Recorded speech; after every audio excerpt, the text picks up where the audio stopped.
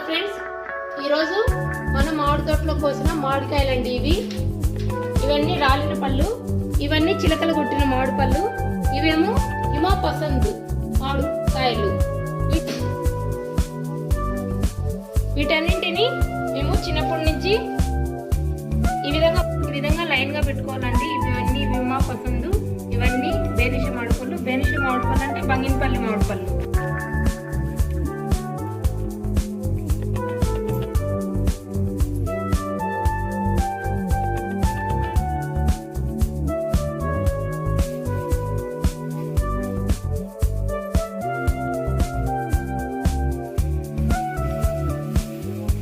ఇలా లైన్ గా పెట్టుకున్న మామిడికాయలన్నింటినీ మోదతో ఇలా కవర్ చేసి ఉంచాలి.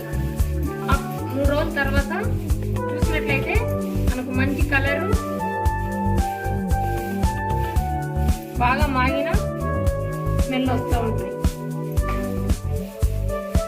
3 రోజుల తర్వాత అలాగే 3 రోజుల తర్వాత ఇట్లా కప్పి ఉంచిన మామిడి పళ్ళ అప్డేట్ ఇస్తాం. చూడండి. Like, share and subscribe.